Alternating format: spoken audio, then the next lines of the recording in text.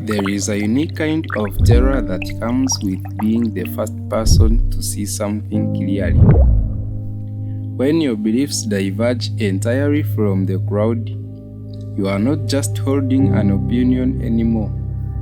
Intentionally or not, you are making a radical statement.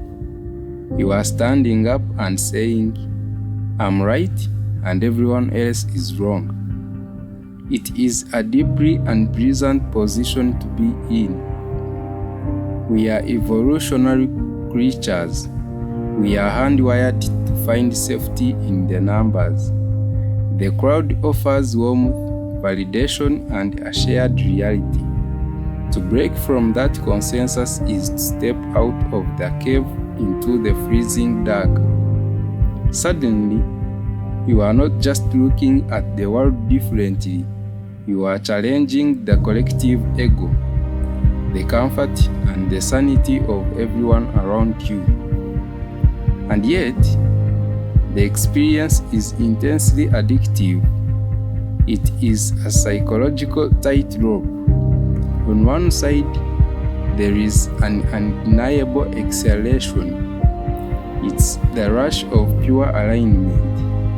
For a brief moment, you feel a profound, authentic connection to your own reason. You've broken away from the matrix of passive consensus. You feel awake while everyone else is dreaming. But on the other side of that high is a sudden, sharp dread. Because that exhilaration is simultaneously an open invitation to be attacked. When you stand alone, the crowd doesn't usually respond with intellectual curiosity. They respond with self-defense. To them, your dissent feels like an existential threat. If you are right, then their comfort is a lie. If you are right, they have to change, and humans will do almost anything to avoid changing. So, the machinery of the majority kicks in. They won't attack the substance of your argument first. They will attack your character. They will question your motives.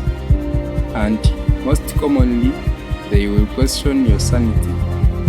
Because if the majority is the baseline for what is normal, then the lone outlier must, by definition, be insane.